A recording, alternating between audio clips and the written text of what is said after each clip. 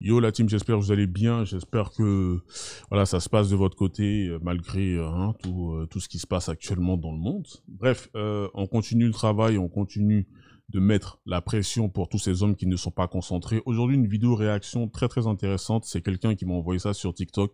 J'ai regardé une partie de la vidéo, ça je l'avoue, je vais pas mentir, mais j'ai pas tout regardé. Il y aura beaucoup de choses à dire, je pense, là-dessus, donc restez connectés, abonnez-vous si c'est pas encore fait et likez. Ah!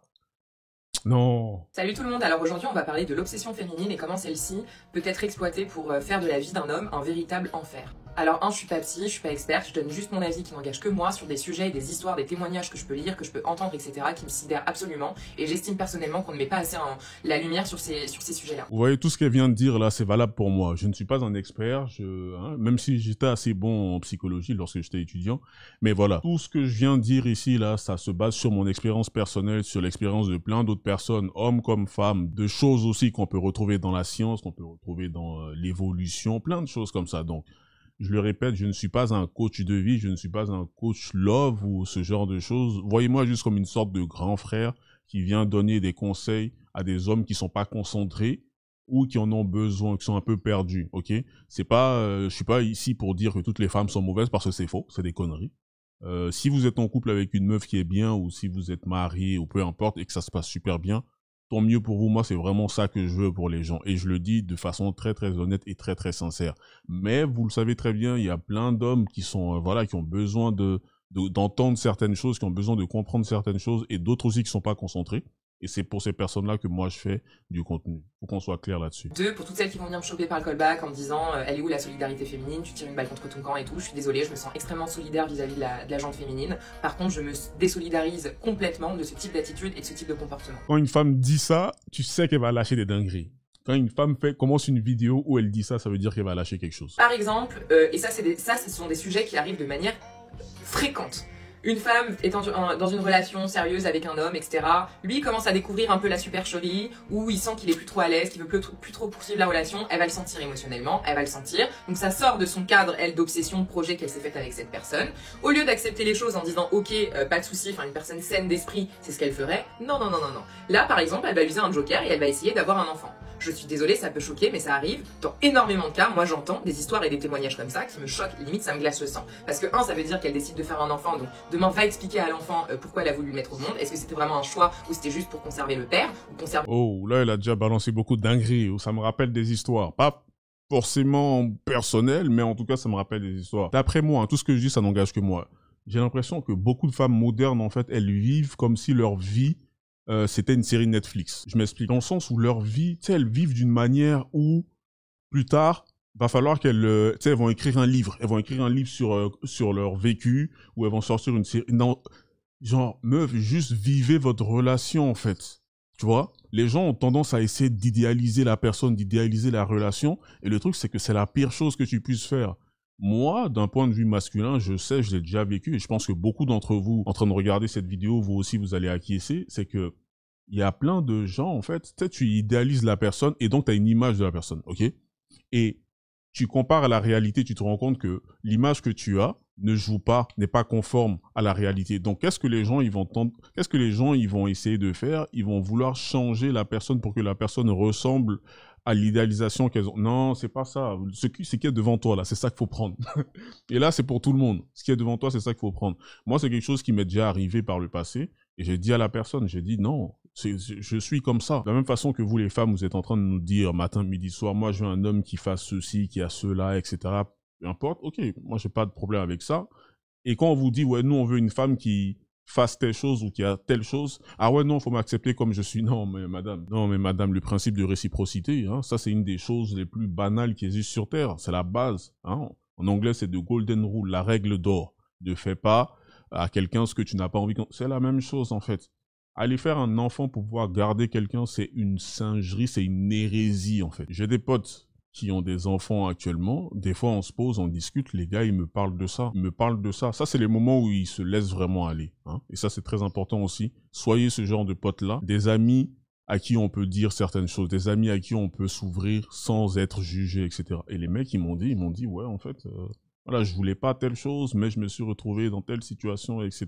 Et puis, hop, hop, hop, hop, de fil en aiguille. Voilà, donc, moi, je suis pas ici pour dire que ce sont des victimes à 100%, parce que je pars du principe que chacun a sa part de responsabilité, mais vous voyez déjà le trait. Une pseudo-relation. Ou deux, même si l'homme n'est pas d'accord, elles vont trouver des stratégies et des subterfuges pour tomber enceinte presque à leur insu. Et on est en 2024, une femme qui a envie de garder un enfant, tu vas lui dire quoi? Tu peux rien lui dire. Et moi, j'ai aucun problème avec ça. Je tiens aussi à le préciser. C'est quoi? Mon corps, mon choix. Pas de souci avec ça. Maintenant, si l'homme voulait pas de l'enfant et que elle décide de garder l'enfant, est-ce qu'elle a le droit de demander une pension alimentaire au père? Moi, tu vois, ce sont des questions comme ça que je me pose. Si tu fais un enfant avec une femme, moi, je pars du principe que tu dois faire en sorte de t'occuper de ton enfant. Mais il y a plein d'hommes, en fait, c'est pas l'enfant le problème, c'est la mère, parce que ils vont se barrer, hein, ils vont se barrer, pas parce qu'il y a un problème avec l'enfant, mais il y aura un problème avec la mère. Et ensuite, si elle te laisse pas voir l'enfant, bah, elle va utiliser l'enfant contre toi. L'enfant devient une arme, en fait. Ça, c'est redoutable. Parce que dès lors que cet enfant va naître, malheureusement, il sera utilisé contre cet homme comme un instrument de torture émotionnelle. Et elles vont commencer par exemple à faire un chantage affectif. Donc par exemple, si tu fais pas ça, ou si tu revois quelqu'un, ou machin, ou ceci ou cela, tu verras pas l'enfant. Donc c'est quand ça les chante, elles. Deux, ça permet quand même à la personne, à cette femme, de garder un lien à vie, et je dis bien à vie, avec cet homme-là. Oh, madame, je vous applaudis, hein? Je vous applaudis. Moi, je n'ai pas d'enfant, en tout cas pas à ce que je sache, mais j'ai vécu à peu près la même chose. Et je pense que certains... Les gars, dites-moi dans les commentaires que je suis pas seul. Là, ne m'abandonnez pas sur ce coup-là, s'il vous plaît. Merci. Vous avez déjà eu une personne avec qui vous arrêtez la relation, vous avez mis fin à la relation, et en fait, la personne veut tout faire pour rester en contact avec vous, mais de façon négative. Sauf que sur le moment, tu sais pas que c'est ça. Tu sais, la personne t'envoie des messages où elle te dit « Ouais, il faut que tu me rendes tel truc. Ouais, en fait, il y a un truc que tu as chez toi qui m'appartient. Ouais, tu m'as fait telle chose, je veux que tu répares ça. » Et ainsi de suite. Et puis toi, sur le moment, t'es là, tu fouilles chez toi. Déjà, tu dis « Mais attends, j'ai rien chez moi. Qu'est-ce qu'il raconte ?» Sauf que tu te rends pas compte que t'es dans un genjutsu, en fait. En fait, non, c'est pas ça le truc. C'est pas ça la grande image, hein, comme ils disent en anglais, de big picture. C'est pas ça, en fait. Le vrai truc, c'est que la personne essaie de rester en contact avec toi en n'utilisant que des choses négatives.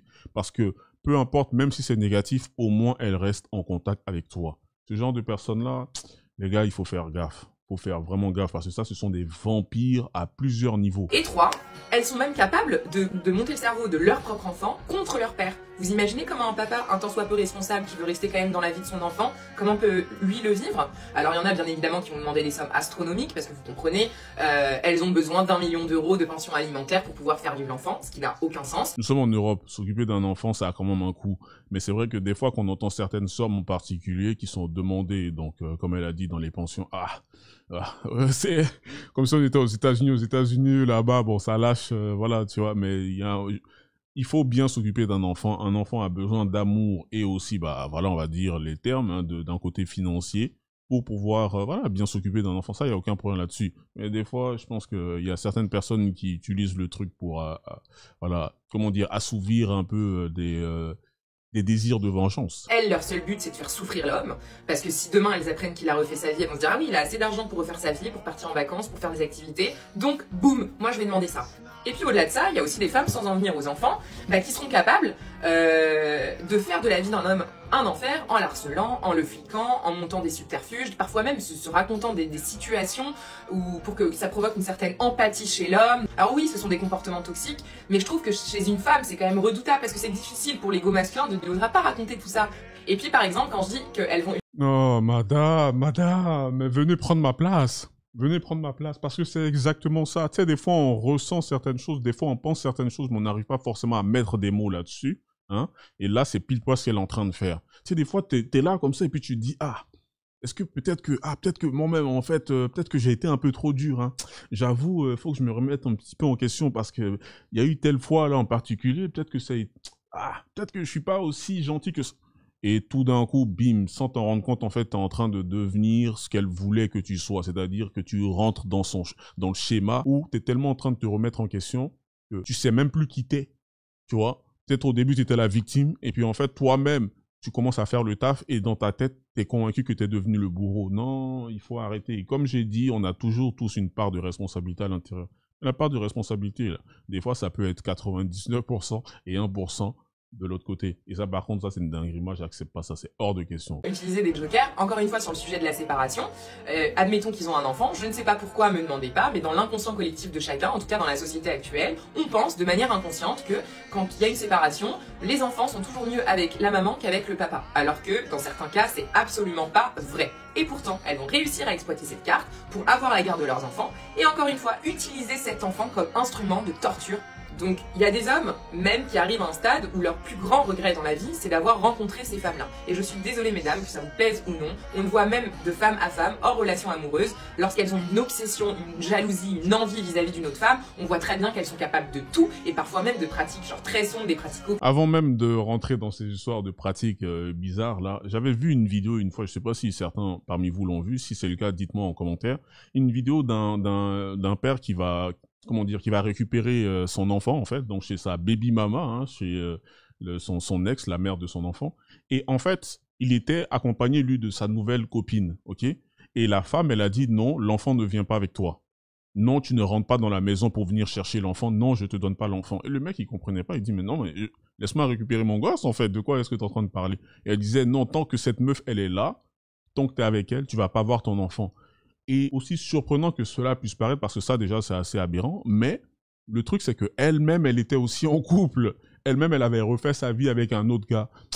Et là, je me suis assis comme ça et je me suis dit, franchement, il y a certains jeux qui n'en valent pas du tout la chandelle, en fait. Il y a certains jeux qui n'en valent pas du tout la chandelle.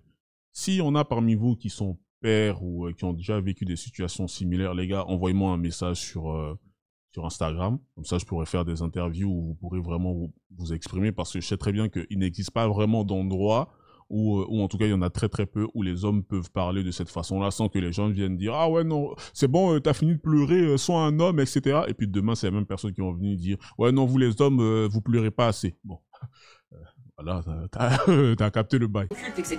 Soit pour faire du mal à la personne volontairement, ou même, elles peuvent même également faire ces pratiques pour ces hommes, pour les retenir, pour qu'ils restent. Elles sont dans une obsession. Et il faut bien se rendre compte que cette obsession n'a rien de positif. Parce qu'on ne peut pas prétendre être amoureux de quelqu'un en lui faisant du mal. C'est naturel. Si on est amoureux de quelqu'un, on lui veut que du bien. Donc on peut pas... Comme dans les films où des fois vous voyez des meufs là qui disent si c'est pas moi, ce sera personne. Peut-être des délires comme ça part dans les prises d'otages où ça veut... ôter la vie à une autre meuf. Ouais, vas-y, frère. Comment dire, la fiction se rapproche trop de la réalité ou vice-versa. Pas vouloir l'attacher. Quelqu'un de sain d'esprit, même si on est amoureux d'une personne, elle nous dit stop, bah on comprend, c'est la vie, on passe à autre chose, c'est son choix, on le respecte.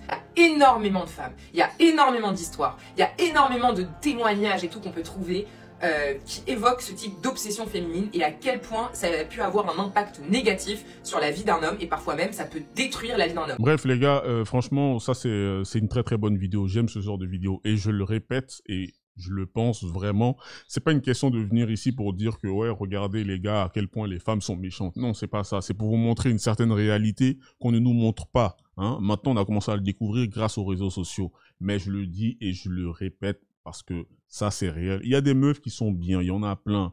C'est juste que peut-être qu'elles sont un peu, voilà, elles sont un peu cachées ou je sais pas, mais voilà. Il y a des meufs qui sont bien, il y a des meufs qui sont tranquilles. Si vous en rencontrez, voilà, soyez tranquille aussi avec ce genre de meufs-là, traitez-les bien parce que le but c'est pas de toi aussi te comporter comme un connard. Après elle était une meuf bien mais elle va se transformer et ainsi de suite, tu vois. Donc tout ça là, ça part dans tous les sens. Vidéo très très intéressante, les amis. Likez, abonnez-vous, partagez ça à quelqu'un que vous connaissez que ça pourrait intéresser. Et aussi petite annonce, venez les samedis entre 19h30 et 20h30 sur YouTube.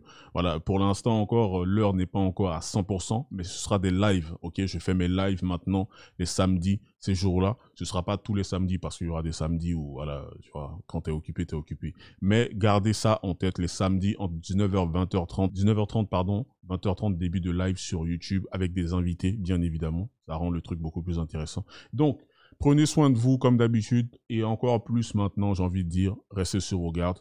Peace.